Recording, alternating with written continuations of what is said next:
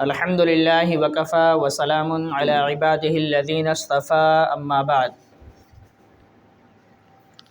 فاعوذ باللہ من الشیطان الرجیم بسم اللہ الرحمن الرحیم والذی جاء بالصدق وصدق به اولئک هم المتقون صدق اللہ المولانا العظیم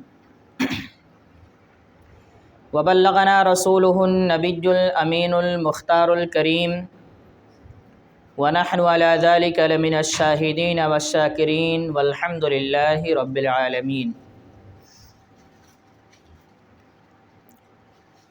باد توحید کے متوالو، شمع رسالت کے پروانوں، اولیاء امت کے جانثاروں، غوث و خواجہ کے چاہنے والوں،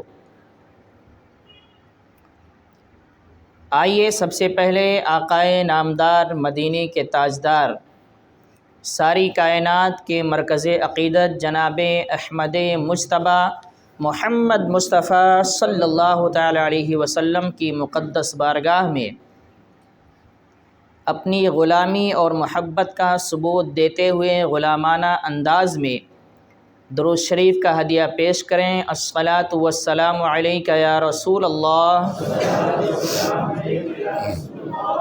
الصلاۃ والسلام علیک یا حبیب اللہ، الصلاۃ والسلام علیک یا نور اللہ، صلی اللہ تعالی علیہ وسلم۔ میرے پیارے آقا صلی اللہ تعالی علیہ وسلم کے پیارے دیوانوں، کل کی نشست میں، کل کے بیان میں رسول اعظم صلی اللہ تعالی علیہ وسلم کی مختصر سی سیرت اور آپ کے دنیا سے پردہ فرمانے کا واقعہ آپ کی بارگاہ میں ہم نے پیش کرنے کی کوشش کی تھی۔ رسول اعظم صلی اللہ تعالی علیہ وسلم ہمارے اور آپ کے لیے ایک بہت ہی عظیم نعمت بن کر تشریف لائے تھے۔ اللہ رب العزت نے ہم پر بے پناہ احسان فرمایا تھا کہ اللہ نے ہم کو اور آپ کو محمد عربی جیسا نبی اور رسول عطا فرمایا تھا۔ حضرت آدم علی نبینا علیہ الصلاۃ والسلام سے لے کر قیامت تک آنے والی ساری انسانیت میں اگر کسی کا مقام انبیاء، اولیاء، رسل کے بعد میں عوام میں کسی کا مقام سب سے افضل ہے سارے نبیوں کے امتوں میں، تو وہ کوئی اور نہیں، ہم اور آپ ہیں جن کو اللہ نے سب سے افضل اور سب سے اعلیٰ مقام عطا فرمایا ہے۔ اور اس بات پر ہمیں فخر بھی ہے اور ناز بھی ہے، لیکن اس بات کو ہمیشہ دھیان میں رکھنا چاہیے کہ اس میں ہمارا کوئی کمال نہیں ہے، جو کچھ بھی ہے وہ رسول اعظم صلی اللہ علیہ وسلم ہی کا کمال ہے۔ اللہ رب العزت چاہتا تو ہمیں کسی اور نبی کی امت میں، کسی اور نبی کی قوم میں بھی پیدا کر دیتا، لیکن اللہ نے ان انسانوں میں اور قیامت تک آنے والے انسانوں میں ہم کو اور آپ کو چنا، تو سب سے پیارے نبی، سب سے مقام و مرتبہ اعلیٰ افضل مقام والے نبی کی امت میں چنا، اور اس امت میں چننے کے بعد میں ہمارا اور آپ کا مقام بھی اللہ رب العزت نے بڑھا دیا۔ رسول اعظم صلی اللہ تعالی علیہ وسلم دنیا میں تشریف لائے، آپ کا ایک مقصد تھا، وہ مقصد پورا کیا، اور پھر اللہ کے رسول صلی اللہ تعالی علیہ وسلم اس دنیا سے اپنی جگہ پر وہ تشریف لے گئے۔ دنیا کا یہ مزاج رہا ہے کہ ہر انسان جب کسی کام کے لیے، کسی مقصد کے لیے اپنا گھر چھوڑ کے کہیں اور جاتا ہے تو وہ باہر اسی وقت تک رہتا ہے جب تک وہاں اس کا کام رہتا ہے، اور جب کام مکمل ہو جاتا ہے تو وہ اپنے اصلی گھر واپس آتا ہی آتا ہے، چاہے جب آتا ہے۔ ہم اور آپ بھی اپنا گھر چھوڑ کر باہر جاتے ہیں روزی کمانے کے لیے، لیکن اپنا اصلی گھر کبھی بھولتے نہیں ہیں، ہم وہاں جاتے ہیں اور اپنے اصلی گھر واپس جاتے رہتے ہیں۔ ایسے ہی ہر انسان جس مقصد کے لیے گھر چھوڑ کے باہر نکلتا ہے، وہ مقصد پورا ہو جانے کے بعد وہ اپنے اصلی گھر واپس ضرور آیا کرتا ہے۔ رسول اعظم صلی اللہ تعالی علیہ وسلم کا اصلی گھر جنت ہے۔ دنیا میں آپ کو بھیجا گیا تھا ایک مقصد کے لیے کہ اللہ کا پیغام پہنچا دینا، اور مقصد پورا ہو جائے تو 1 منٹ کے لیے نہیں رکنا، پھر میری بارگاہ میں آ جانا۔ اور ہوا بھی وہی کہ جیسے ہی اللہ رب العزت نے جس مقصد کے لیے آپ کو دنیا میں بھیجا تھا وہ مقصد پورا ہوا تو اللہ نے فرمایا الیوم اکملت لکم دینکم، مکمل ہو چکا ہے، اب آ جائیے میری بارگاہ میں آپ سے ملاقات کرنا چاہتا ہوں۔ اللہ کے رسول صلی اللہ تعالی علیہ وسلم کو اللہ رب العزت نے اپنی بارگاہ میں بلایا۔ اللہ کے رسول صلی اللہ علیہ وسلم دنیا چھوڑ کر یہاں تشریف لے گئے۔ جب پردہ فرمائے تو ایک بہت ہی یہ نازک مسئلہ تھا جو صحابہ کے مابین صحابہ کو بالکل نڈھال کر چکا تھا، غم سے نڈھال ہو چکے تھے۔ صحابہ کرام کی زندگی میں کوئی ایسا موقع اتنا غمگین اور اتنا نڈھال کرنے والا نہیں آیا تھا جتنا نڈھال کرنے والا حضور کی وفات کا واقعہ تھا۔ یوں تو نبی کریم صلی اللہ علیہ وسلم کے وصال کی وجہ سے سارے صحابہ، سارے مسلمانوں کو بے پناہ غم ہوا، تکلیف ہوئی، لیکن سب سے زیادہ جس ہستی کو تکلیف ہوئی اس ہستی کے بارے میں محدثین فرماتے ہیں وہ کوئی اور نہیں، آپ کی لخت جگر حضرت فاطمہ الزہرا رضی اللہ تعالی عنہا ہیں۔ حضرت فاطمہ الزہرا رضی اللہ تعالی عنہا اتنی غمگین ہو گئیں کہ محدثین فرماتے ہیں حضور کے پردہ فرمانے کے بعد جب تک آپ زندہ تھیں کسی نے بھی کبھی بھی آپ کو ہنستے ہوئے نہیں دیکھا تھا۔ ساری خوشیاں، ساری ہنسی، ساری مسکراہٹیں ختم ہو گئی تھیں، کیونکہ دل و جان سے پیار کرنے والا باپ دنیا چھوڑ کر اللہ کی بارگاہ میں جا چکا تھا۔ بہرحال اللہ کے رسول صلی اللہ تعالی علیہ وسلم دنیا سے تشریف تو لے گئے، لیکن جس مقصد کے لیے آئے تھے وہ مقصد پورا ہوا، اور وہ مقصد اب آگے بڑھانا ہے تو اس کے لیے کچھ نہ کچھ کرنا ضرور ہوگا۔ کیسے کیا جائے؟ کون اس مقصد کو آگے بڑھائے گا؟ جس مسلح پر آپ امامت کر رہے تھے، جس مسند خلافت پر آپ موجود تھے، اللہ کا نائب بن کر آپ تشریف لائے تھے، آپ چلے گئے تو اس امامت کے مسلح کو کون سنبھالے گا؟ آپ کے منصب کو، آپ کی کرسی کو کون سنبھالے گا؟ یہ سوال صحابہ کے مابین پیدا ہو گیا۔ صحابہ بے چین تھے کہ اللہ کے رسول چلے گئے تو اب مسلمانوں کا امیر کون بنے، مسلمانوں کا خلیفہ کون بنے، مسلمانوں کو سیدھی راہ کون دکھائے گا، کون ان کو گائیڈ کرے گا، کون صحیح طریقہ بتائے گا؟ یہ مسئلہ جب پیچیدہ ہو گیا تو صحابہ، بڑے بڑے صحابہ کرام نے یہ اتفاق کیا کہ چلو بیٹھتے ہیں اور خلافت کے بارے میں مشورہ کرتے ہیں، کسی کو خلیفہ مقرر کیا جائے گا۔ میرے عزیز دوستوں اور بزرگوں، حضرت صدیق اکبر رضی اللہ تعالیٰ عنہ، عمر فاروق اعظم رضی اللہ تعالیٰ عنہ، اور جتنے بھی بڑے بڑے صحابہ کرام تھے وہ سارے کے سارے حضرت سعد بن عبادہ رضی اللہ تعالیٰ عنہ کے گھر میں تشریف لے گئے اور مشورہ شروع کیا کہ کس کو خلیفہ بنایا جائے۔ اس محفل میں دونوں طرح کے صحابی موجود تھے، مہاجرین صحابہ بھی تھے اور انصار صحابہ بھی تھے۔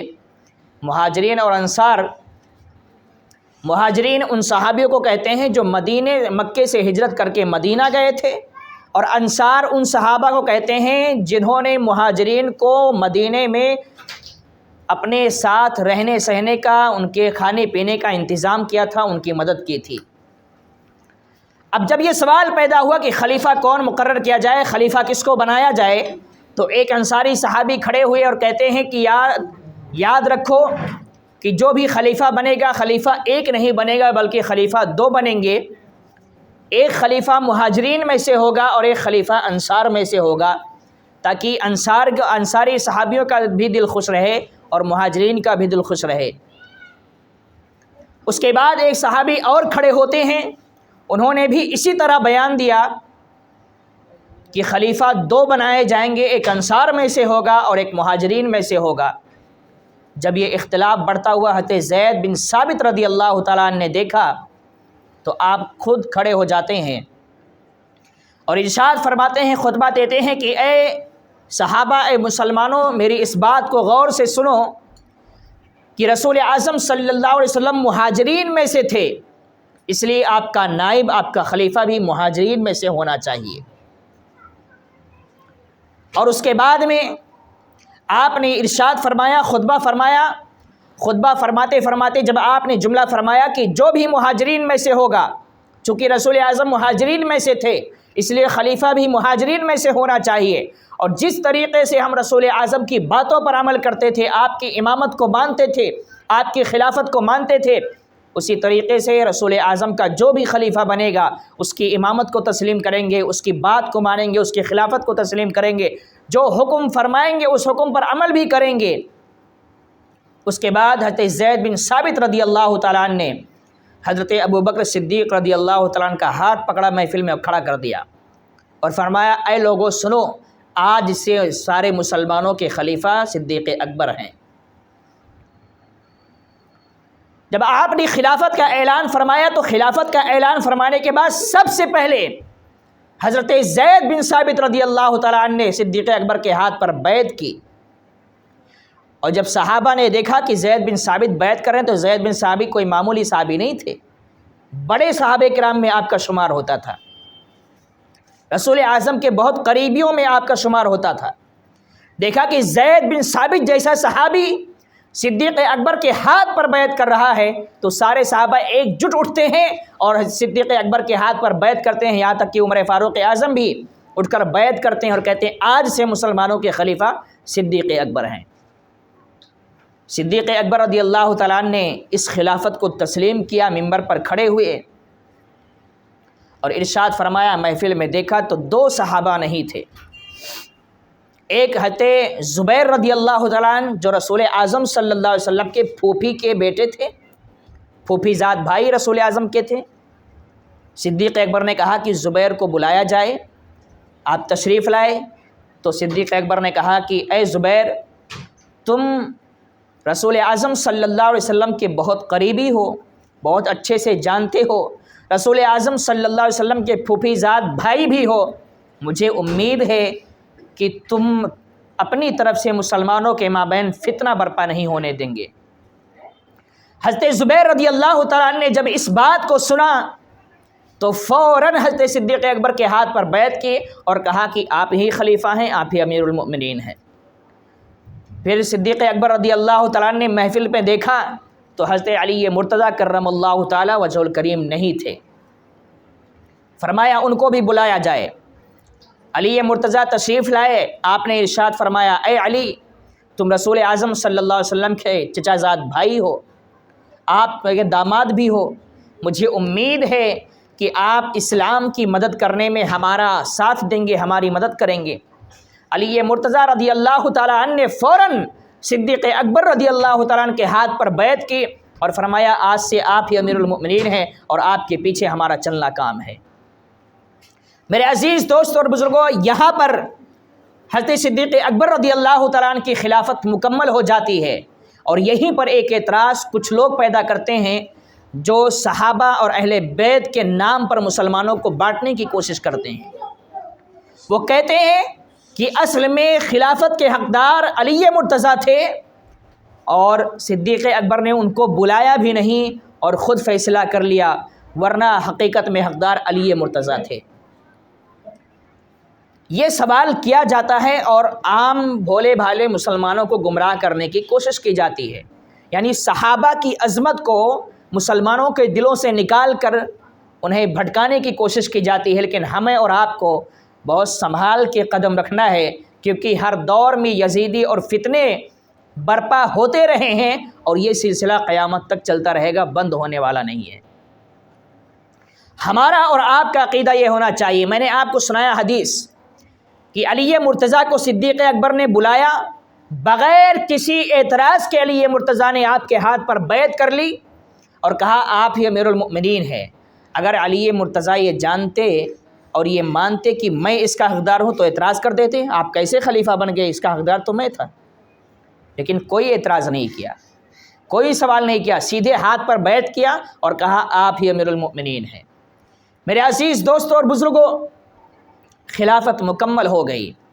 خلافت مکمل ہونے کے بعد میں صدیق اکبر رضی اللہ تعالیٰ عنہ کے سامنے بہت سارے چیلنجز آ گئے، بہت سارے ایسے مسائل کھڑے ہو گئے جس کا مقابلہ کرنا عام صحابہ کے بس کی بات نہیں تھی۔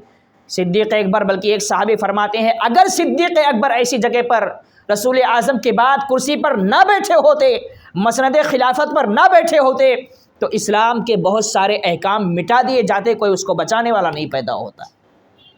یہ صدیق اکبر کی مضبوطی تھی، ان کی طاقت تھی، ان کی بہادری تھی کہ رسول اعظم صلی اللہ علیہ وسلم کے پردہ فرمانے کے بعد اسلام پر کوئی آنچ نہیں آنے دیا، بلکہ جیسے پہلے قانون چلتے تھے ویسے ہی چلنا شروع کر دیا۔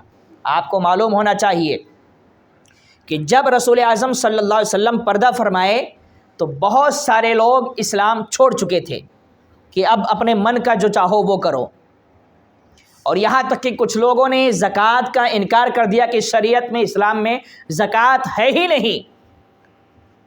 ایک تو وہ لوگ جو بالکل اسلام کا انکار کر چکے کہ اسلام سے ہم نکل چکے ہیں، اور ایک وہ لوگ جو کہتے تھے ہم مسلمان تو ہیں لیکن زکوٰۃ کو نہیں مانتے ہیں۔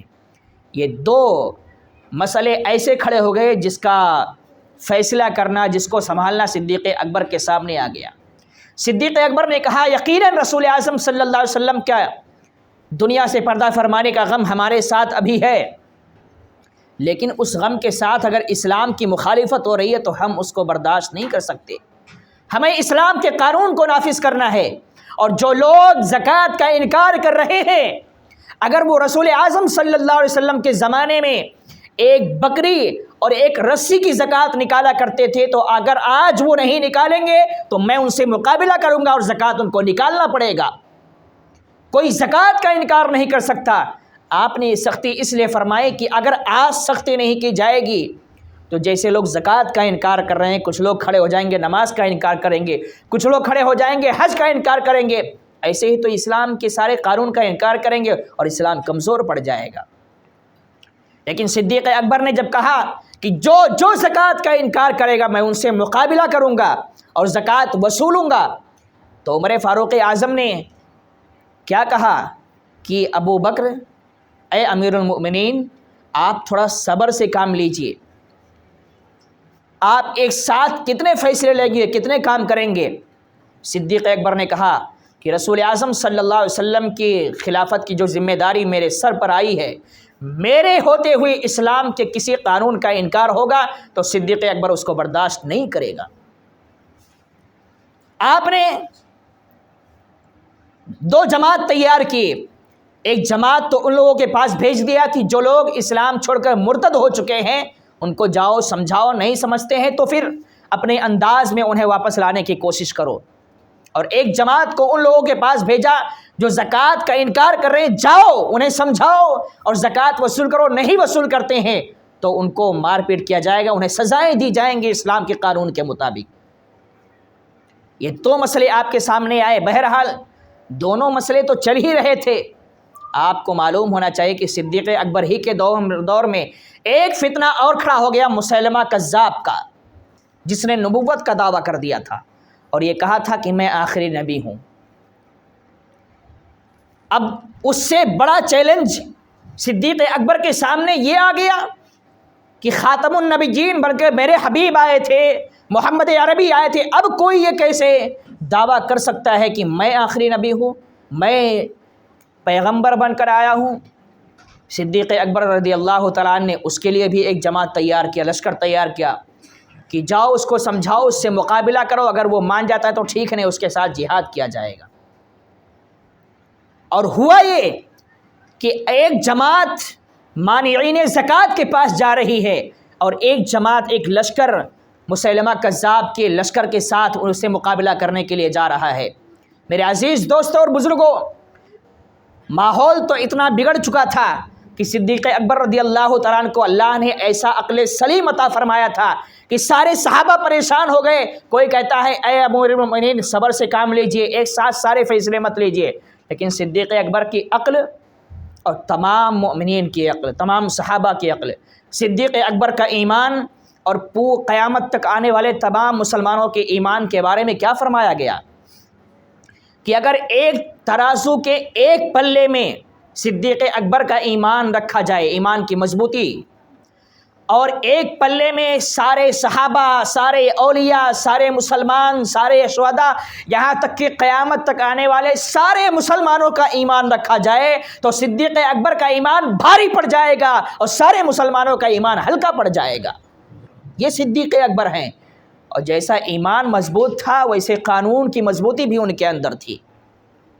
بہرحال یہ سارے فیصلے کیے اور مسیلمہ کذاب کے پیچھے جو ہے ایک لشکر بھیج دیا کہ جاؤ اس کا مقابلہ کرو، اور اس کا مقابلہ کرتے کرتے کرتے کرتے جب مسیلمہ کذاب کو یقین ہو گیا کہ اب میں مار دیا جاؤں گا تو وہ جا کر ایک باغ میں چھپ جاتا ہے۔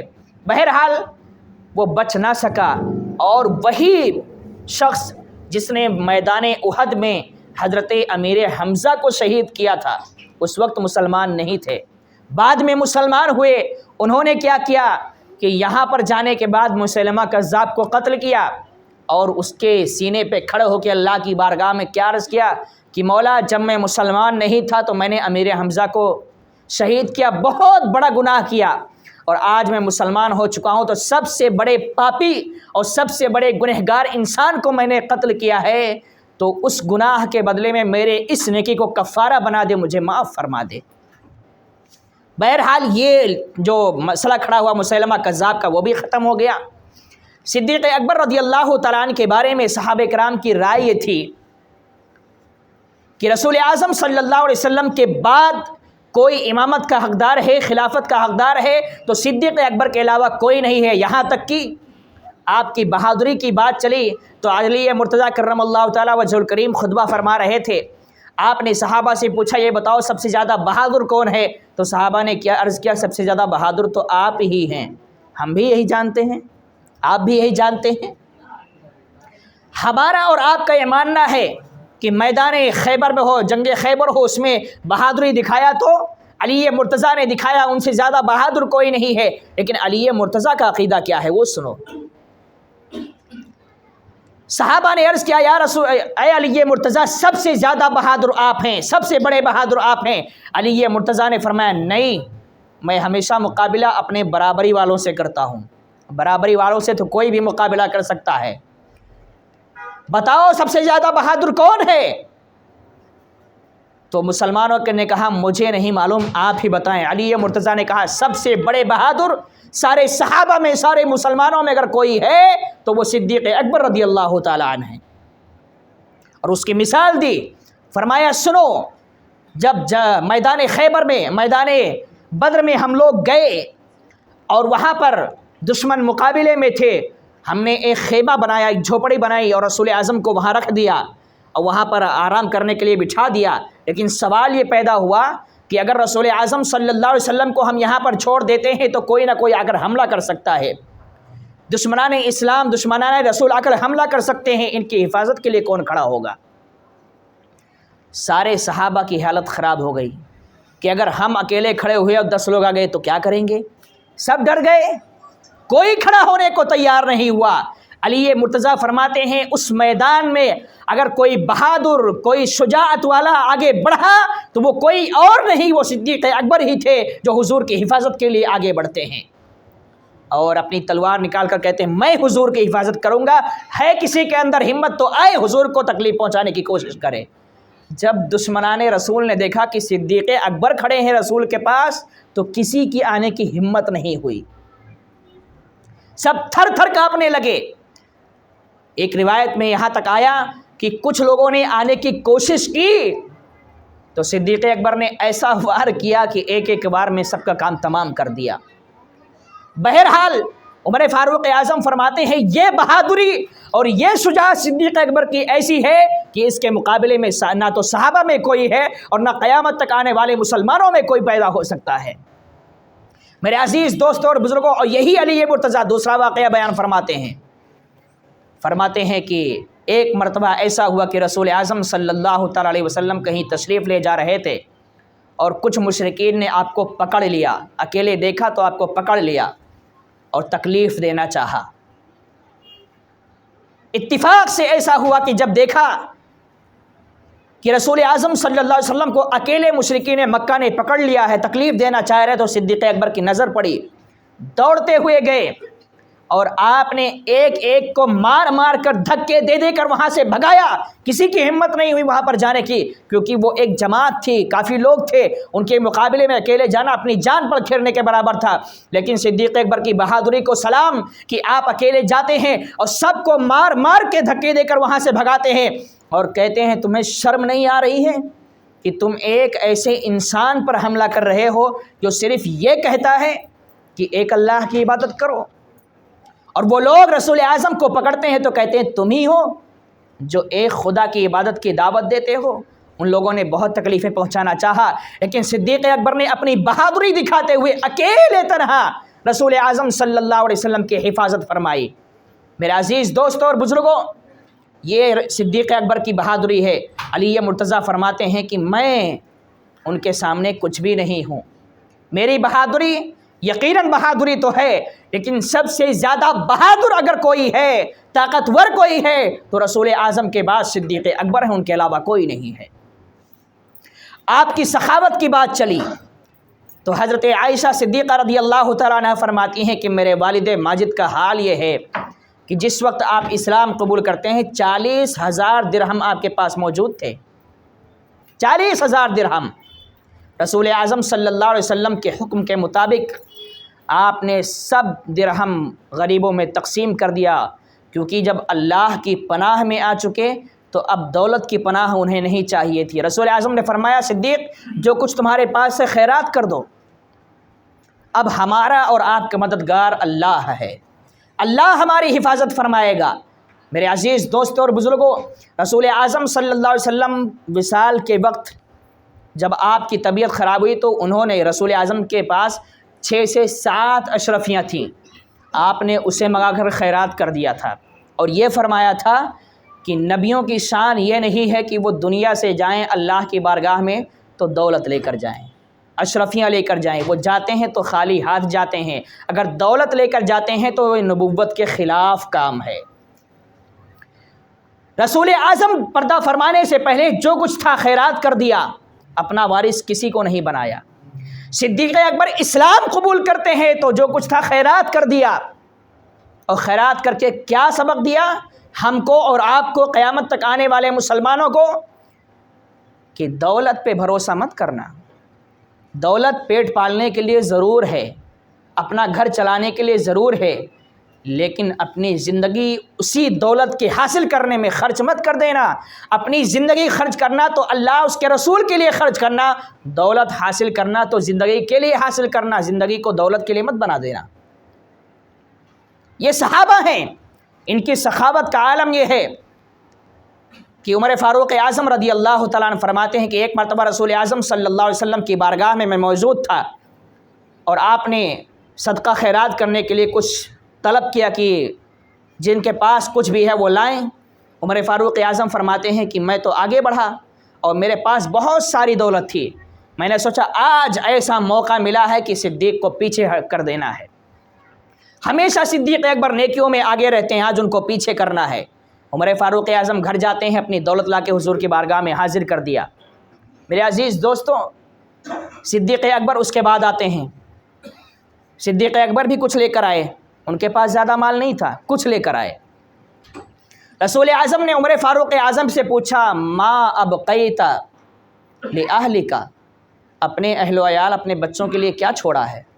فرمایا آدھا ان کے لیے چھوڑا ہے، آدھا آپ کی بارگاہ میں حاضر ہے۔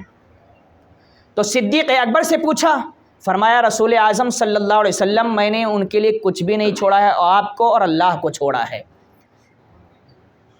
تو عمر فاروق اعظم خود فرماتے ہیں میں نے سوچا تھا یہ زندگی کا پہلا موقع ہے کہ نیکیوں میں صدیق اکبر سے آگے بڑھ جاؤں، لیکن جب میں نے یہ سنا تو میں نے یہ خیال کیا اب کوئی موقع دنیا زندگی میں نہیں آنے والا ہے کہ صدیق سے نیکیوں میں کوئی آگے بڑھ جائے۔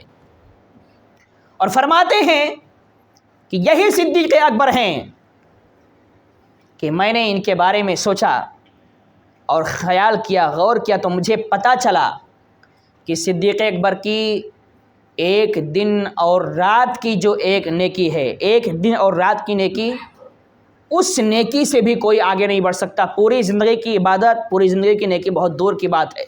एक दिन और एक रात की नेकी से कोई आगे नहीं बढ़ सकता। यहाँ तक कि पूरे मुसलमान नेकियां करते चले जाएं तो भी सिद्दीक़ अकबर की एक दिन की इबादत से आगे नहीं बढ़ सकते। ये सिद्दीक़ अकबर की शान है। सिद्दीक़ अकबर की इबादत से आगे क्यों नहीं बढ़ सकते? उनकी इबादत ये है। कुछ खुसूसियतें सिद्दीक़ अकबर को ऐसी हासिल हैं जो किसी सहाबी को, किसी खलीफा को नहीं हासिल हैं। जब आप रसूल आज़म सल्लल्लाहु अलैहि वसल्लम के साथ हिजरत के लिए जाते हैं तो गार सौर का वाक़या आपने बारहा सुना होगा कि गार में सबसे पहले खुद जाते हैं ताकि हुजूर पहले जाएं, कहीं ऐसा ना हो कोई मोजी जानवर हो हुजूर को तकलीफ़ पहुंचा दे। मैं खुद जाऊं ताकि तकलीफ़ पहुंचे तो मुझे पहुंचे, मेरे महबूब को ना पहुंचे। और हुआ भी यही। सब कुछ साफ़ किया, जितने सुराख थे अपनी तहबंद के टुकड़े फाड़ फाड़ कर बंद कर दिए। तहबंद कम पड़ गया तो एक सुराख पर पैर रख दिया और बैठ गए। हुजूर को अपनी गोद में लिटाया। हुआ क्या, सांप निकला, आपको डसा और उसके बाद वो वापस चला गया।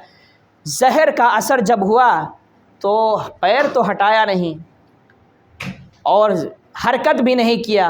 क्यों नहीं किया? कि हुजूर की नींद में खलल ना पड़ जाए। मोहब्बत देखिए हुजूर से, महबूब की मोहब्बत क्या होती है। खलल ना पड़ जाए। एक ऐसा वक्त आया कि जब जहर बहुत ज़्यादा फैला, तकलीफ़ बढ़ गई, तो सिद्दीक़ अकबर रज़ी अल्लाह तआला अन्हु की आँखों से आंसू टपके और हुजूर के चेहरे पर जाकर गिरे। हुजूर बेदार हो गए। क्या हुआ सिद्दीक़? या रसूलल्लाह ऐसा ऐसा मामला हुआ। लुआब दहन लगाया और लगा दिया। सारा दर्द, सारा ज़ख्म, सारी बीमारी वहीं पर ख़त्म हो जाती है। सिद्दीक़ उमर फ़ारूक़ आज़म फरमाते हैं ये एक ऐसी इबादत है कि एक इबादत ही सारे मुसलमानों पर भारी पड़ जाती है। इससे आगे कोई बढ़ ही नहीं सकता है। और फिर सिद्दीक़ अकबर रज़ी अल्लाह तआला अन्हु का मकाम क्या है, रसूल आज़म सल्लल्लाहु अलैहि वसल्लम से आपकी मोहब्बत का अंदाज़ क्या है।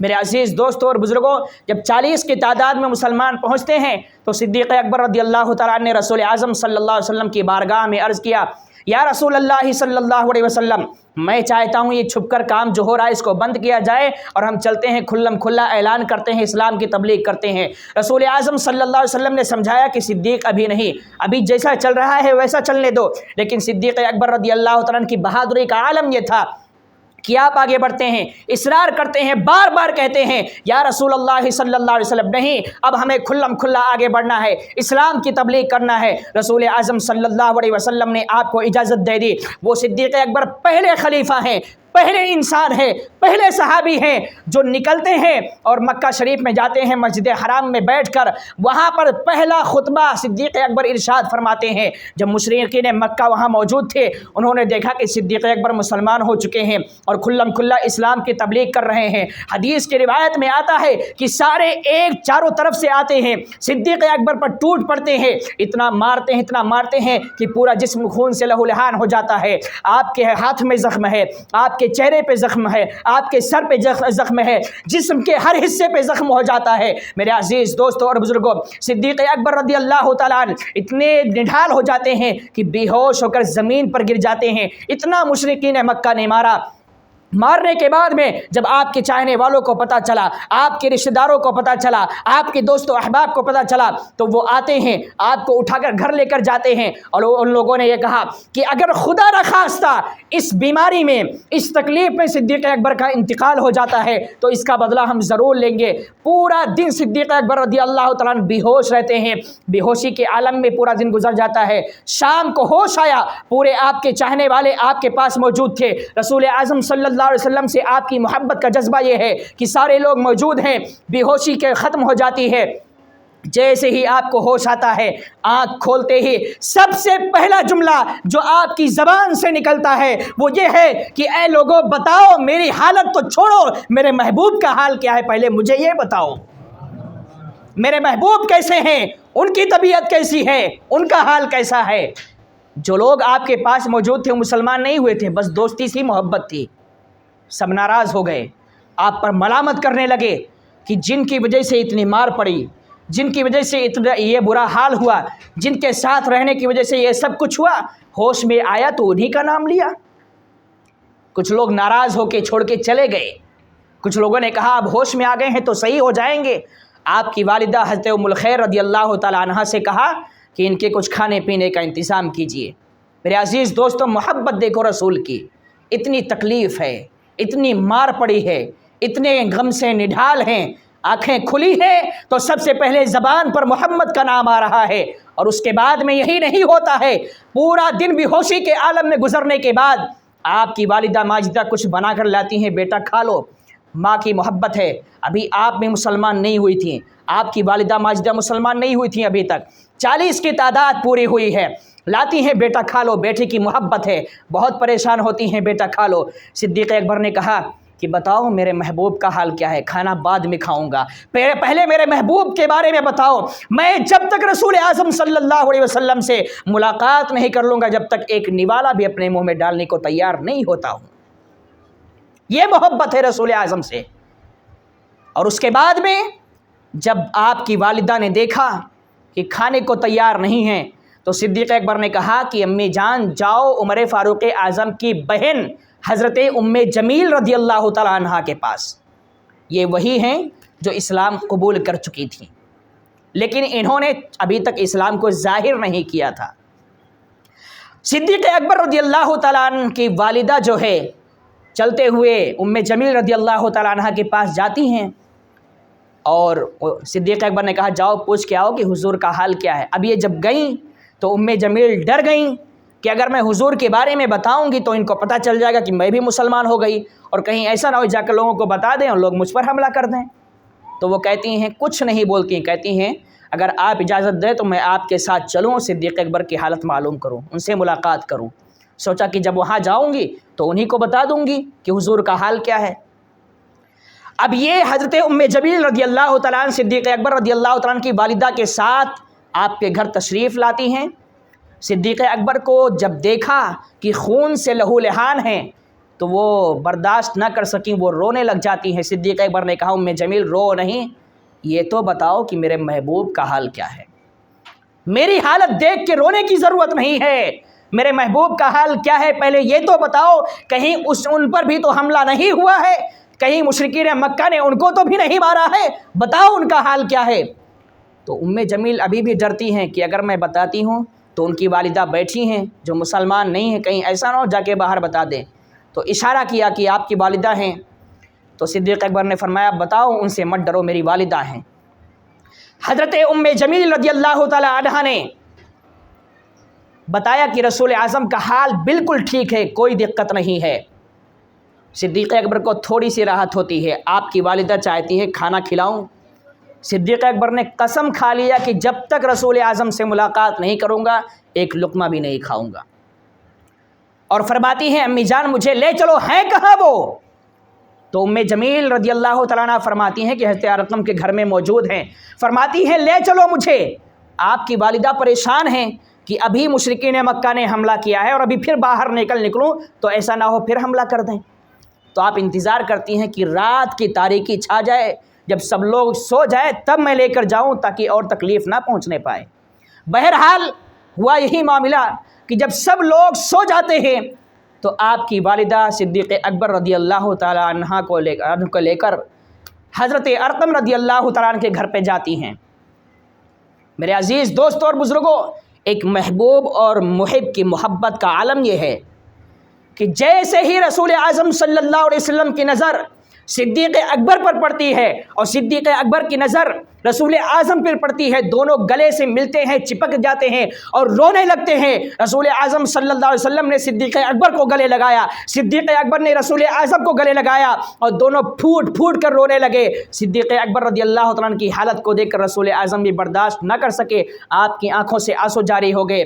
میرے عزیز دوستوں اور بزرگوں، جب رسول اعظم صلی اللہ علیہ وسلم کی حالت کو صدیق اکبر نے بہتر دیکھا کہ بالکل صحیح سلامت ہے تو جا کے سکون ملتا ہے، اور اس کے بعد وہ کھانا پینا کھاتے ہیں۔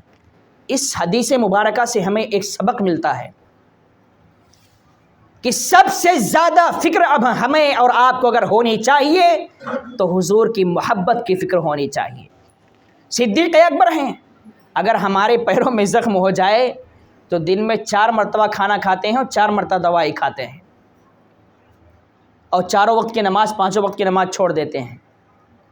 لیکن یہ محبوب ہیں جن کی محبت میں آپ کا عاشق ہے، بے ہوش ہو چکا ہے، خون سے لت پت ہے، پورا دن بھی ہوشی میں گزرا ہے، ہوش آتا ہے تو کھانے کی فکر نہیں ہے، دوا کی فکر نہیں ہے، پانی کی فکر نہیں ہے، اپنی طبیعت اپنی جان کی فکر نہیں ہے، فکر ہے تو محمد عربی کی فکر ہے کہ وہ صحیح سلامت ہیں یا نہیں ہیں۔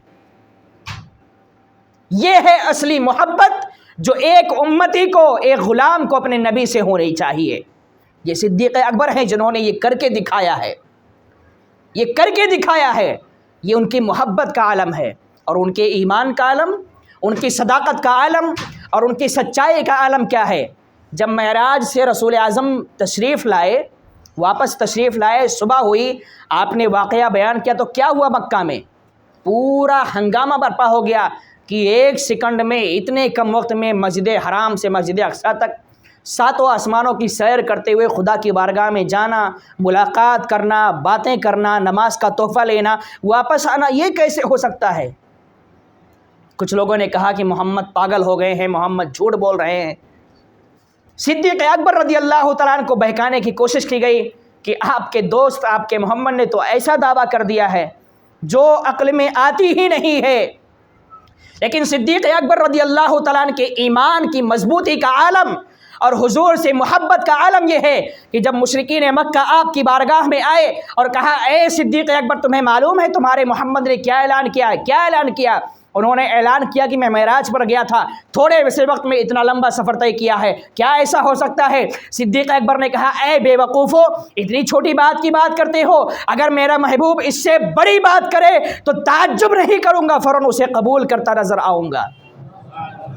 تعجب کرنے کی ضرورت نہیں ہے، یہ میرے محبوب کے لیے بہت چھوٹی بات ہے، اگر اس سے بڑی بات بھی میرا محبوب کرتا ہے تو صدیق سب سے پہلے اس کو تسلیم کرے گا، کیونکہ میرے محبوب کی شان یہ ہے کہ وہ نہ کبھی جھوٹ بولا ہے نہ بول سکتا ہے۔ پہاڑ اپنی جگہ سے ہل سکتا ہے، اپنی جگہ سے ٹل سکتا ہے، پتھروں کی لکیریں مٹ سکتی ہے، سب کچھ دنیا پلٹ سکتی ہے، زمین پلٹ سکتی ہے، آسمان نیچے آ سکتا ہے، لیکن رسول اعظم کی زبان سے نکلی ہوئی بات کبھی جھوٹی ثابت نہیں ہو سکتی ہے۔ یہ ہے صحابہ کا عقیدہ، یہ ہے ہمارا عقیدہ۔ یقیناً یہ بات عقل میں نہیں آتی ہے۔ کوئی آج کہے کہ میں تھوڑے سے وقت میں یو پی جا کے آ گیا 10 منٹ میں، مانیں گے آپ؟ نہیں مانیں گے، اور وہاں تو 10 منٹ کا تصور ہی نہیں ہے، گئے آئے، زنجیر ہل ہی رہی ہے، دروازے کی زنجیر ہل ہی رہی ہے جو بند کر کے گئے تھے۔ اتنی تیزی سے اتنا لمبا سفر عقل میں آنے والی بات نہیں ہے۔ لیکن یہ بات کیسی ہے؟ یہ عقل والی نہیں ہے، یہ عشق والی بات ہے جو عشق والے ہی تسلیم کرتے ہیں۔ اگر ہم یہاں اپنی عقل چلانے چلے جائیں گے تو جہنم ہمارے لیے کھڑی ہے۔ آؤ، محمد کے بارے میں ایسا کہا ہے نا، آؤ، لیکن اگر عشق سے فیصلہ لیں گے تو جنت ہمارے لیے تیار ہے، عشق والا ہے، آؤ ہم تمہارا استقبال کرنے کے لیے تیار ہیں۔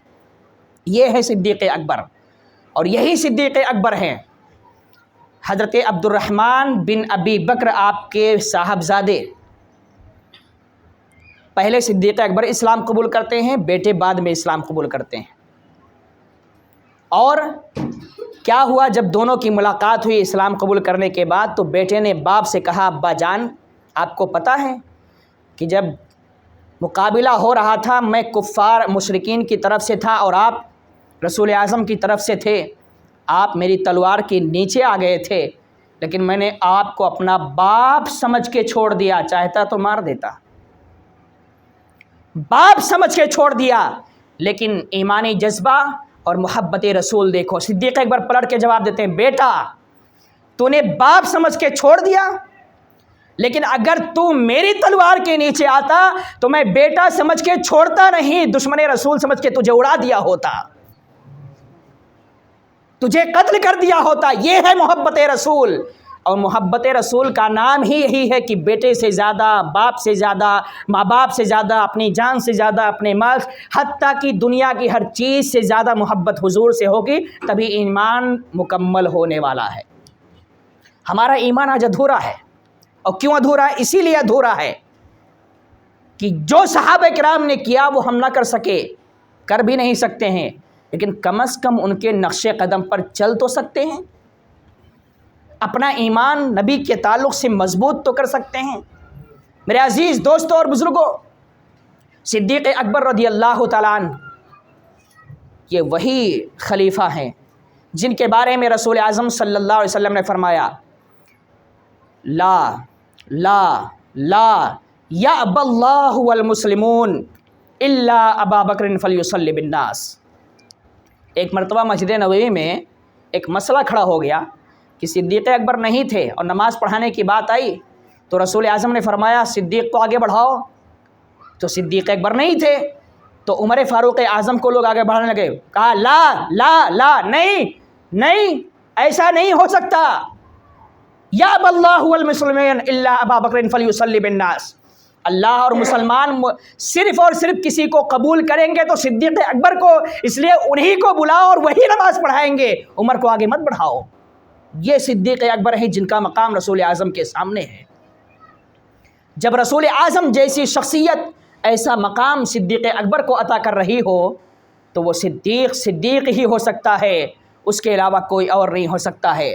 یہ لقب بھی کسی اور نے دیا ہے تو قرآن نے دیا ہے، رسول اعظم نے عطا کروایا ہے۔ اور کیوں دیا؟ جب رسول اعظم سب سے پہلے خبر دیتے ہیں اعلان نبوت کی تو سب سے پہلے قبول کرنے والے بندے یہی ہیں۔ یہ صدیق اکبر رضی اللہ تعالیٰ عنہ ہیں جن کے عشق اور محبت کا عالم یہ ہے کہ آپ اپنی بیماری کے عالم میں دنیا سے جانے سے پہلے ایک وصیت کر کے جاتے ہیں۔ ایک محبوب کی محبت کا عالم دیکھو، وصیت کیا تھی؟ حضرت عائشہ صدیقہ آپ کی صاحبزادی فرماتی ہیں کہ میرے والد ماجد 7 جمادی الاخری کو آپ کی طبیعت خراب ہوتی ہے، آپ نہاتے ہیں، غسل کرتے ہیں اور سردی کا موسم تھا اور اسی وجہ سے آپ کی طبیعت بگڑ جاتی ہے، سردی کا اثر ہو جاتا ہے اور طبیعت بگڑتے بگڑتے 7 سے 22 تک آپ کی طبیعت خراب رہتی ہے اور 22 کو آپ کا وصال ہو جاتا ہے۔ جب وصال ہوا تو وصال سے پہلے صدیق اکبر نے ایک وصیت کی تھی۔ وصیت کیا تھی؟ چند صحابہ کو بلایا اور چونکہ حضور سے اتنی محبت تھی کہ وصیت کرنا آپ کے لیے ضروری بھی تھا، وصیت کی کہ یار دیکھو جب میرا انتقال ہو جائے، میرا وصال ہو جائے تو مجھے کہیں اور مت لے جانا، ایسے ویسی جگہ پہ کہیں پہ دفن مت کر دینا، میری خواہش ہے کہ میں مصطفیٰ کے قدموں میں دفن کیا جاؤں۔ سوال یہ پیدا ہوا کہ مصطفیٰ کے قدموں میں دفن کیسے کیا جائے گا، اجازت کس سے لی جائے گی؟ صدیق اکبر رضی اللہ تعالیٰ عنہ نے فرمایا کہ جب میرا وصال ہو جائے، غسل دینا، تجہیز و تکفین کرنے سے پہلے جب میری نماز جنازہ پڑھ لینا اور اس کے بعد میں میرے جنازے کو رسول اعظم کے روضے کے سامنے رکھ دینا، رکھنے کے بعد میں رسول اعظم کی بارگاہ میں عرض کرنا الصلاۃ والسلام علیک یا رسول اللہ، الصلاۃ والسلام علیک یا حبیب اللہ، یا رسول اللہ صلی اللہ علیہ وسلم، آپ کا غلام آپ کی بارگاہ میں حاضر ہے، آپ کا خلیفہ آپ کی بارگاہ میں حاضر ہے، آپ کا امتی آپ کی بارگاہ میں حاضر ہے، آپ کا یار غار آپ کی بارگاہ میں حاضر ہے، سفر و حضر میں آپ کے ساتھ رہنے والا آپ کی بارگاہ میں حاضر ہے، اس کی ایک خواہش آخری باقی رہ گئی ہے۔ یا رسول اللہ صلی اللہ علیہ وسلم، صدیق اکبر کی ایک خواہش ہے، خواہش یہ ہے کہ یہ آخر میں دنیا سے جاتے جاتے آپ کے قدموں میں دفن ہونا چاہتا ہے۔ صدیق اکبر نے وصیت کی کہ یہ جملہ رسول اعظم کی بارگاہ میں عرض کر دینا، اگر اجازت مل جائے تو ان کے قدموں میں دفن کر دینا، نہیں جنت البقیع میں لے جانا دفن کر دینا۔ میرے عزیز دوستوں اور بزرگوں، یہ جملہ جب صحابہ کرام رسول اعظم صلی اللہ علیہ وسلم کے روضے کے سامنے ارشاد فرماتے ہیں اللہ اکبر، میرے محبوب کی محبت تو دیکھو کہ روضے رسول کا دروازہ خود بخود کھل جاتا ہے، اندر سے آواز آتی ہے ادخل الحبیب الی الحبیب، میرے محبوب کو میرے قدموں میں لا کے داخل کر دو، میرے محبوب کو میرے قدموں میں لا کے داخل کر دو۔ اگر اس کی تمنا یہ ہے کہ وہ میرے قدموں میں دفن ہونا چاہتا ہے تو میں بھی اس سے سچا پیار کرتا ہوں، سچی محبت کرتا ہوں، میں اس کے لیے موقع دیتا ہوں، لاؤ میرے قدموں میں دفن کر دو۔ روضہ رسول کا دروازہ کوئی کھولنے نہیں جاتا ہے، خود بخود تالا بھی کھل جاتا ہے، خود بخود دروازہ بھی کھل جاتا ہے اور اندر سے آواز آتی ہے ادخل الحبیب الی الحبیب، حبیب کو حبیب کے قدموں میں داخل کر دو۔ ذرا سوچو تو صحیح کہ کیسا پیار رہا ہوگا، کیسی محبت رہی ہوگی صدیق اکبر کی۔ ان کو یقین تھا کہ اگر ایسا جملہ حضور کی بارگاہ میں عرض کیا جائے گا تو حضور اجازت دے دیں گے، تبھی انہوں نے وصیت کی تھی۔ آج کے ان کمبختوں کی طرح وہ نہیں تھے جو یہ کہتے مر گئے تو سنتے ہی نہیں ہیں، معاذ اللہ رب العالمین، دنیا سے چلے گئے تو سنتے ہی نہیں ہیں، مدد کیا کرتے ہیں۔ میں کہتا ہوں مردودو، یہ حدیث پڑھو کہ اگر دنیا سے چلے گئے سنتے نہیں ہیں تو صدیق جیسا خلیفہ یہ وصیت کیوں کر رہا ہے کہ روزے کے سامنے رکھ کے حضور سے عرض کرنا کہ صدیق آپ کی قدموں میں دفن ہونا چاہتا ہے۔ اگر حضور سنتے نہیں ہیں تو صدیق کو عرض کرنے کی ضرورت کیا پڑ گئی تھی؟ اس کا مطلب یہ ہے کہ تم زیادہ جانکار ہو اور صدیق اکبر کم علم والے ہیں۔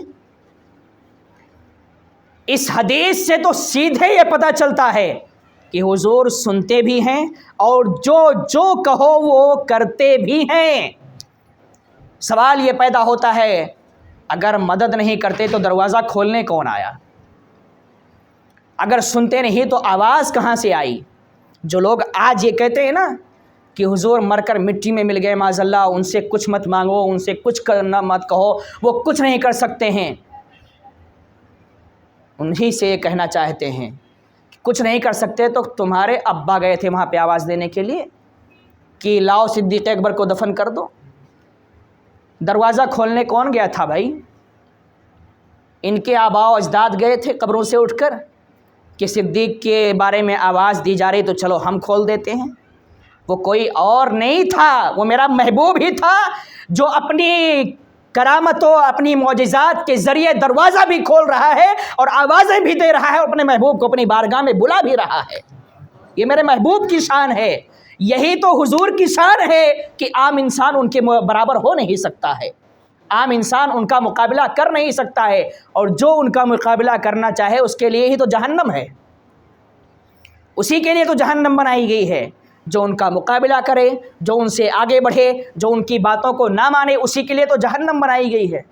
اسی لیے ہمارا عقیدہ یہ ہے اور کوئی غیب کیا تم سے نہا ہو بھلا، جب نہ خدا ہی چھپا تم پہ کروڑوں درود۔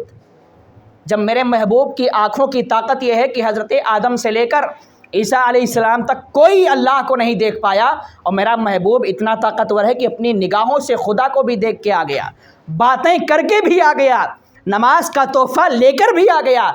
جب وہ اتنا طاقتور ہے کہ خدا کو دیکھ سکتا ہے تو پھر خدا کی بنائی ہوئی چیزوں کو کیوں نہیں دیکھ سکتا ہے؟ کبھی سوچا ہم نے بھائی جب سب سے بڑی ہستی جس نے ساری کائنات کو بنایا ہے، جب میرا محبوب اسی کو دیکھ رہا ہے، اسی سے باتیں کر رہا ہے، جب وہی اس سے نہیں چھپا تو اس کی بنائی ہوئی چیزیں کیسے چھپ سکتی ہیں؟ اور یاد رکھو یہ تو رسول اعظم کی بات ہے۔ میں کہتا ہوں اگر غیب کا ایک سیکنڈ کے لیے کوئی انکار کر دے، ایک سیکنڈ کے لیے، مسلمان نہیں رہ سکتا ہے، کیونکہ اسلام اور ایمان کی بنیاد جو ہے وہ غیب پر رکھی گئی ہے۔ غیب کا مطلب کیا؟ بغیر دیکھے مان لینا۔ ہم نے خدا کو دیکھا نہیں، مانا ہے کہ نہیں مانا ہے؟ کوئی کہہ دے میں دیکھا نہیں تو مانوں کیوں؟ تو پھر یہی آئے گا نا اعدت للکافرین، انکار کرنے والوں کے لیے عذاب تیار کر دی گئی ہے، اور جیسے ہی وہ جسم اور روح کا سلسلہ ان کا ختم ہوگا جھونک دیا جائے گا۔ نہیں دیکھا تھا تو نہیں مانا نا، اسی لیے یہ جگہ ہے۔ رسول اعظم کو ہم نے نہیں دیکھا، 1450 سال پہلے پردہ فرما گئے، محبت ہے کہ نہیں ہے؟ مانتے ہیں کہ نہیں مانتے ہیں؟ باتوں پر عمل کرتے ہیں کہ نہیں کرتے ہیں؟ یہی تو غیب ہے یار، اتنا غیب تو ہم بھی جانتے ہیں، ہم بھی جانتے ہیں، آپ بھی جانتے ہیں۔ اتنا غیب جب ہم اور آپ جانتے ہیں تو میرے محبوب کی بات تو چھوڑ دو۔ جنت و دوزخ کو دیکھا ہے ہم نے؟ نہیں دیکھا ہے، مانتے ہیں نا کہ ہے۔ اگر کوئی انکار کر دے تو اسلام سے خارج ہو جائے گا۔ تو بغیر دیکھے کسی بات کو مان لینا یہی غیب ہے، اور ہم نے بغیر دیکھے مانا، اس کا مطلب یہ کہ ہم دیکھے نہیں پھر بھی ہم جانتے ہیں ان چیزوں کو۔ تو جب ہم بغیر دیکھے ان چیزوں کو جانتے ہیں تو میرا محبوب کیوں نہیں جانتا ہوگا؟ یہ میرے محبوب کی بات تو بہت دور کی بات ہے۔ آ جاؤ صدیق اکبر کے غیب کی بات بتاتا ہوں۔ حضرت عائشہ صدیقہ رضی اللہ تعالی عنہا فرماتی ہیں کہ میرے ابا جان کا جب وصال ہونے والا تھا، دنیا سے پردہ فرمانے والے تھے، تو 2 کرامتیں آپ کی ظاہر ہوئی۔ پہلی کرامت یہ ہے کہ آپ نے اصحاب صفہ میں سے 3 لوگوں کو گھر پہ مہمان بلایا، کھانے کا انتظام کر کے عبد الرحمن بن ابی بکر یعنی اپنے صاحبزادے کو کہہ دیا کہ کھانا بنا کے ان کو کھلا دینا مہمانوں کو، اور خود حضور کی خدمت میں چلے گئے حضور سے ملاقات کے لیے۔ مہمان گھر پہ ہیں، لیکن حضور کا ساتھ نہیں چھوڑ رہا ہے. چلے گئے حضور کی خدمت کے لیے, وہاں پہنچے. اب وہاں سے حضور کے ساتھ ہی کھانا پینا آپ کھا لیے. گھر آئے تو دیکھا کہ مہمان کھانا نہیں کھائے ہیں, تو جلال میں آ گئے بیٹے پر کہ مہمان ابھی تک ایسے بیٹھے ہوئے ہیں. آپ کی بیوی نے کہا کہ ہم نے کھانا دیا لیکن وہ آپ کے بغیر نہیں کھائے. کرامت دیکھیے, پھر بتاتا ہوں غیب کا علم کیا ہوتا ہے. کھانا نہیں کھائے تو صدیق اکبر نے سوچا جب میرے لیے نہیں کھائے تو میں بیٹھ جاتا ہوں ساتھ میں. اب کھانا بنا تھا 3 کے حساب سے, 4 کے حساب سے, گھر والوں کے حساب سے. بیٹھتے ہیں کھانا کھانے تو صدیق اکبر خود فرماتے ہیں, اور اصحاب صفہ میں سے ایک صحابی فرماتے ہیں, ہم بھر پیٹ کھانا کھاتے ہیں لیکن پلیٹ میں سے ایک چاول بھی کم نہیں ہوتا ہے. بھر پیٹ چاروں کے چاروں کھانا کھاتے ہیں اور کھانا پلیٹ میں برتن میں اتنا ہی ہے, تھوڑا بھی کم نہیں ہوا. صدیق اکبر فرماتے ہیں کہ میں نے کہا یہ کھانا کم کیوں نہیں ہو رہا ہے بلکہ زیادہ دکھ رہا ہے. تو آپ کی بیوی کہتی ہیں میں نے جتنا بنایا تھا اس کا 3 گنا زیادہ ہو گیا ہے. کرامت دیکھیے, 3 گنا زیادہ, بھر پیٹ کھایا بھی 3 گنا زیادہ بھی. صدیق اکبر کہتے ہیں موقع اچھا ملا, چلو حضور کی بارگاہ میں کھانا پیش کر دیتے ہیں. حضور کی بارگاہ میں کھانا لے کر گئے. اتفاق ایسا ہوا کہ صبح میں ایک لشکر کہیں جانے والا تھا. رسول اعظم نے سوچا کہ ان کو کھانا کھلا دیا جائے. لشکر میں کتنے لوگ تھے اس کی کوئی تعداد نہیں ہے, بے شمار لوگ تھے. وہی کھانا اس لشکر کے سامنے بھی رکھا گیا, سب نے پیٹ بھر کے کھایا, ابھی بھی کھانا کم نہیں ہوا. سارا کھانا ویسے کہ ویسے, اور سب کھاتے بھی جا رہے ہیں, کھاتے بھی جا رہے ہیں, کھانا کم نہیں ہو رہا ہے. رسول اعظم صلی اللہ علیہ وسلم نے بھی یہ منظر دیکھا کہ میرے صدیق کیا یہ مقام ہے کہ جس کھانے پہ ہاتھ لگا دیا وہ کھانا کم ہونے کو تیار ہی نہیں ہو رہا ہے, سب کے پیٹ کو بھرتا بھی جا رہا ہے اور بڑھتا بھی جا رہا ہے, ختم ہونے کا نام ہی نہیں لے رہا ہے. یہ آپ کی کرامت ہے. اور حضرت عائشہ صدیقہ فرماتی ہیں کہ میرے والد ماجد جب آپ بیمار ہوئے, آپ کو یقین ہو گیا کہ میں دنیا سے پردہ فرما جاؤں گا, ظاہر سی بات ہے جب آدمی کو یقین ہوتا ہے تبھی وہ کوئی وصیت کرتا ہے. آپ کو پتہ چل گیا کہ میں اب اسی بیماری میں دنیا سے چلے جاؤں گا. آپ نے اپنی بیٹی کو بلایا, بیٹے کو بلایا اور کہا ہم نے جو بھی مال چھوڑا ہے تم کو اس کا وارث بنا کے جاتے ہیں, لیکن یاد رکھو اے عائشہ تمہاری 2 بہن ہیں. حضرت عائشہ پریشان ہو جاتی کہ میں تو اکیلے ہی ہوں, میری بہن کہاں سے آ گئی. غور سے سنیے گا صدیق اکبر کا علم غیب. فرماتے ہیں صدیق اکبر کی بیٹی پریشان ہونے کی ضرورت نہیں ہے, 2 بہن اور 1 بھائی ہو, قرآن کے مطابق حصہ بانٹنا. حضرت عائشہ سوال کر بیٹھتی ہیں ابا جان میری دوسری بہن ہے کہاں, میں تو اکیلی ہوں. فرماتے ہیں کہ تمہاری جو سوتیلی ماں ہیں ان کے پیٹ میں جو بچہ ہے وہ بیٹی ہے, بیٹی جب پیدا ہوگی وہ تمہاری بہن ہوگی, اس کا بھی حصہ لگایا جائے گا. مجھے بتاؤ کہ ماں کے پیٹ میں کیا ہے. یہ مشینیں آج نکلی ہیں, مشینیں آج نکلی ہیں, اس دور میں کوئی مشین نہیں. دیکھنے بھی نہیں گئے تھے صدیق اکبر, کیسے پتہ کر لیا کہ ان کے پیٹ میں بچی ہے بچہ نہیں ہے. اور پیدائش سے پہلے ہی اس کا حصہ بھی لگا رہے ہیں کہ میں دنیا سے تو جا رہا ہوں لیکن عائشہ یاد رکھنا تم اکیلی نہیں ہو, 2 ہو, برابر حصہ اس کو بھی دینا.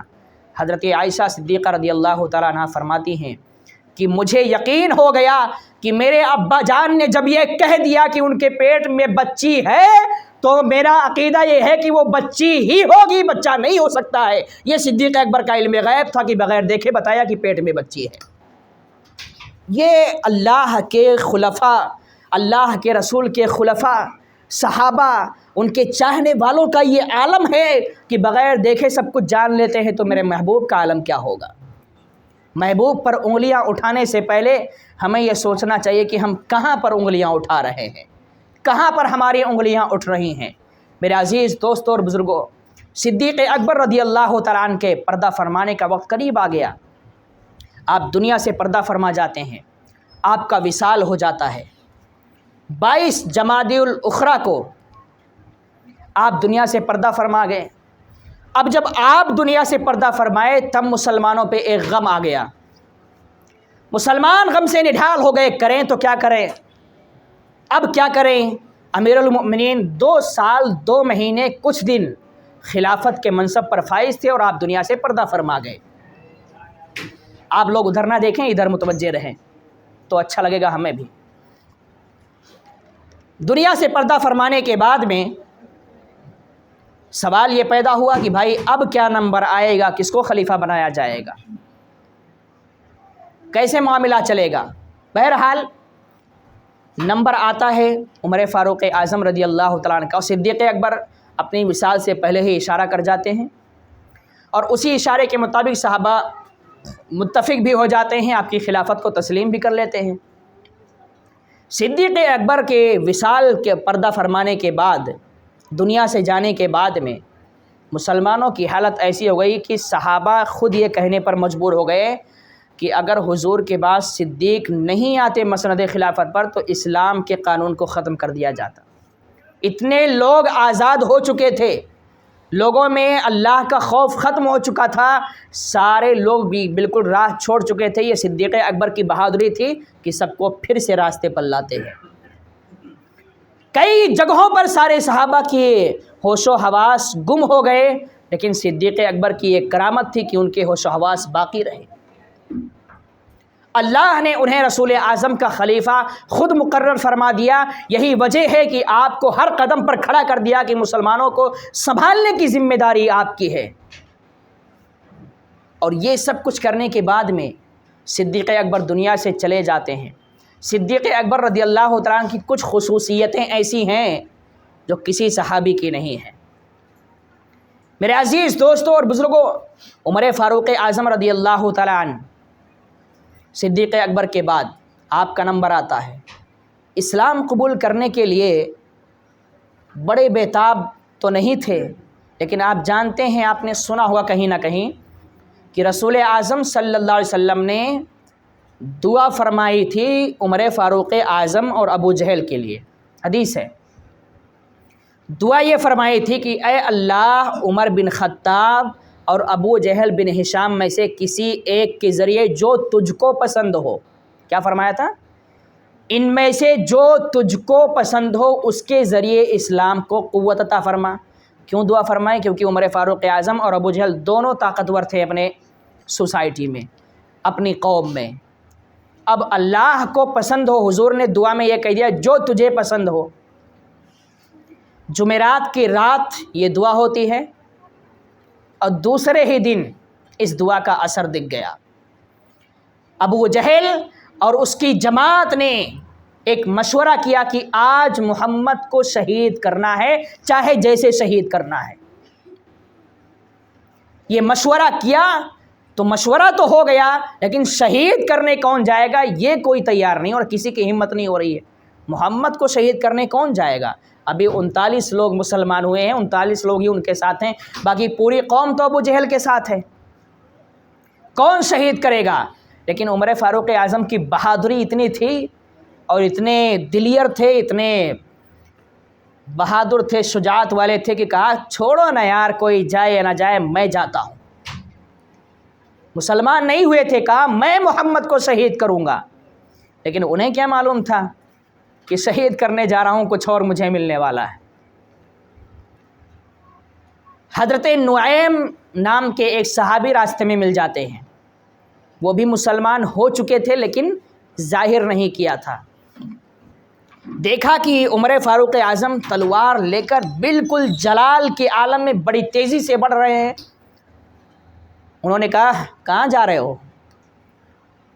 कहा कि मैं मोहम्मद को शहीद करने जा रहा हूँ, मोहम्मद को कत्ल करने जा रहा हूँ। उन्होंने कहा मोहम्मद को कत्ल करने जा रहे हो? हाँ, मैं मोहम्मद को कत्ल करने जा रहा हूँ। तो उन्होंने ऐसी बातें की जिससे उमर फ़ारूक़ आज़म समझ गए कि ये भी मुसलमान हो चुका है। अब इनको और जलाल आ गया कि ये मोहम्मद की तरफदारी कर रहा है, इसका मतलब ये भी मुसलमान हो चुका है। अब ये जलाल में आ गए तलवार निकालने की, जब तू भी मुसलमान हो चुका तेरा भी काम तमाम करता हूँ। लेकिन हज़रत नुऐम के पास भी तलवार थी, निकाल के खड़े हो गए कि पीछे नहीं हटूँगा, मुकाबला ज़रूर करूँगा, भले से मार दिया जाऊँ।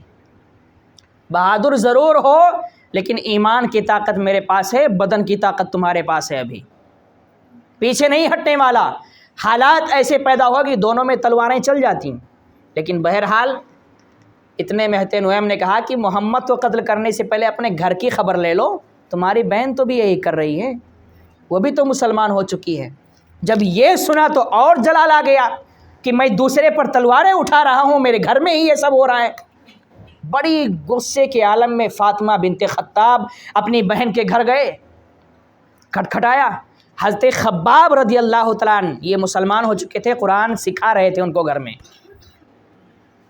اب جیسے ہی دروازہ کھٹکھٹایا، میں عمر، حضرت خباب کی حالت خراب ہو گئی، بیچارے ایک کونے میں جا کے چھپ جاتے ہیں کہ عمر آ گئے اب کیا کروں، ان سے تو کوئی بچانے والا ہے ہی نہیں، ایک کونے میں چھپ جاتے ہیں۔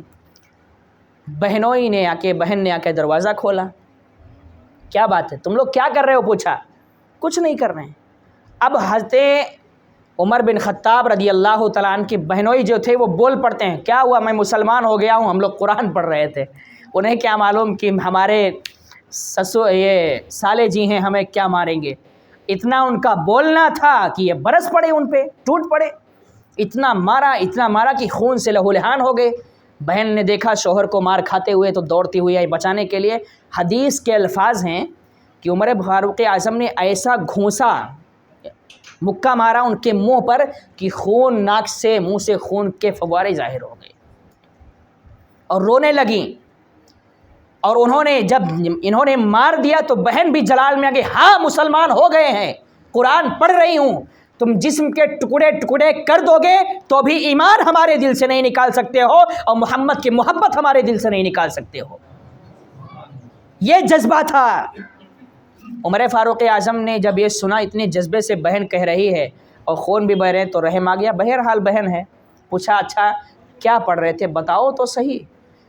بہن بھی تھی تو مضبوط تھی، کمزور نہیں تھی۔ کہا تم جب تک غسل نہیں کرو گے قرآن پہ ہاتھ ہی نہیں لگا سکتے ہو، تم ناپاک ہو۔ ابھی اتنا مار کھانے کے بعد یہ نہیں سوچا کہ اور جلال میں نہ آ جائے، اسلام قبول کر لیا تو بس اب اطاعت رسول سامنے ہے، کچھ بھی ہو جائے۔ کہا لاؤ تو صحیح میں دیکھوں تو کیا پڑھ رہے تھے۔ نہیں دے سکتی، جب تک نہاؤ گے نہیں، غسل نہیں کرو گے، قرآن کو ہاتھ نہیں لگا سکتے ہو تم۔ بہرحال عمر فاروق اعظم کو مجبور ہو کے نہانا پڑا۔ غسل کرتے ہیں، قرآن جیسے لایا گیا، سورہ طٰہٰ کی آیت اننی انا اللہ لا الہ الا انا فاعبدنی واقم الصلاۃ لذکری، بے شک میں اللہ ہوں، اننی انا اللہ لا الہ الا انا، میرے علاوہ کوئی معبود نہیں ہے، فاعبدنی میری عبادت کرو، واقم الصلاۃ لذکری میری یاد کے لیے نماز قائم کرو۔ یہ آیت مبارکہ پڑھتے ہیں تو کہتے ہیں کہ پھر بات تو میرے سمجھ میں آ گئی، محمد ہیں کہاں؟ میں قتل کرنے جا رہا تھا، لیکن اب بتاؤ ہیں کہاں؟ مجھے بھی ملنا ہے اور قدموں میں گر جانا ہے۔ کہاں جا رہے تھے اور کیا ہو گیا؟ شہید کرنے کے ارادے سے نکلے تھے، دل بدل گیا۔ جیسے حضرت خباب جو چھپے ہوئے تھے بیچارے ڈر سے، وہ پتہ چل گیا کہ اب تو یہ نرم ہو گئے، حضور سے ملنا چاہتے، دوڑ کے آئے، چلو میں ملانے لے چلتا ہوں۔ پہلے تو ڈر کے چھپ گئے تھے کہ کہیں ہم پر بھی حملہ نہ ہو جائے، اب پتہ چلا کہ حضور سے ملنا چاہتے ہیں، ہاں چلیے میں لے چلتا ہوں۔ کہاں ہے؟ حضرت ارقم کے گھر میں تو حضور موجود ہیں، چلیے میرے ساتھ۔ حضرت خباب رضی اللہ تعالیٰ عنہ آپ کو ساتھ میں لیتے ہیں اور حضرت ارقم کے گھر کی طرف چلتے ہیں۔ اب حضرت خباب کو پتہ ہے نا کہ حضور سے ملنا چاہتے ہیں اور اچھی نیت سے ملنا چاہتے ہیں، لیکن جو حضور کے پاس ہیں ان کو نہیں پتہ ہے۔ جب دیکھا کہ یہ عمر آ رہے ہیں، ہاتھ میں تلوار ہے، تو امیر حمزہ رضی اللہ تعالیٰ عنہ وہاں موجود تھے، دوسرے صحابہ تھے، کہتے ہیں امیر حمزہ وہ دیکھو عمر آ رہے ہیں۔ اب سارے صحابہ ڈر جاتے ہیں، عمر آ رہے ہیں، سب کی ظاہر سی بات ہے، جو مسلمان ہو چکے تھے وہ بھی اور جو نہیں ہوئے تھے وہ بھی عمر فاروق اعظم کی بہادری سے کانپتے تھے، وہ اتنا ڈرتے تھے کہ حالت خراب رہتی تھی۔ لیکن امیر حمزہ بھی کم بہادر نہیں تھے، کہا آنے دو ان کو، آنے دو، اگر وہ اچھی نیت سے آ رہے ہیں تو ان کا استقبال ہے، اور اچھی نیت سے نہیں آ رہے ہیں تو پھر میری یہ تلوار آج ان کی گردن کو کاٹ دے گی۔ لیکن یہ آواز جو ہے وہ گھر کے اندر جاتی ہے، اور اتنے میں وحی کا نزول بھی ہو گیا حضور کے اوپر کہ عمر آ رہے ہیں، قدموں میں گرنے کے لیے، استقبال کے لیے آگے بڑھو۔ رسول اعظم صلی اللہ علیہ وسلم کمرے سے نکل کر، گھر سے نکل کر باہر آتے ہیں، عمر بن خطاب کے سب سے پہلے دامن کو پکڑتے ہیں، ان کے ہاتھ سے تلوار لیتے ہیں کہیں معاملہ گڑبڑ نہ ہو جائے۔ کہتے ہیں عمر کب تک فتنے کرتے رہو گے یار، اب تو سمجھ جاؤ۔ اب یہ انداز ہو گیا تھا حضور کا، حدیث کے الفاظ ہیں کہ عمر کب تک فتنے فساد کرتے رہو گے، اب تو آ جاؤ۔ تو عمر فاروق اعظم نے فوراً کہا اشہد اللہ الہ الا اللہ وانک عبد اللہ ورسولہ، کہ میں گواہی دیتا ہوں کہ اللہ کے سوا کوئی معبود نہیں اور آپ اللہ کے رسول اور اس کے سچے بندے ہیں۔ یہ ہے عمر فاروق اعظم کی داستان کہ مشورہ ہوا شہید کرنا ہے اور گئے تو مسلمان۔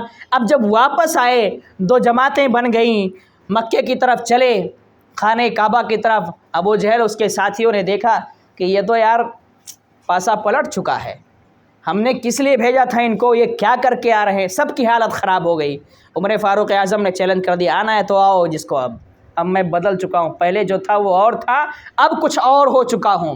میرے عزیز دوستوں اور بزرگوں، عمر فاروق اعظم رضی اللہ تعالیٰ عنہ اسلام قبول کرتے ہیں، اس کے بعد جو اسلام کو مضبوطی ملتی ہے، اس کے بعد جو قوت ملتی ہے، اس کے بعد جو آپ کے ساتھ حشر ہوتا ہے، انشاءاللہ کل کے بیان میں اس کے آگے کی تفصیل بیان کروں گا۔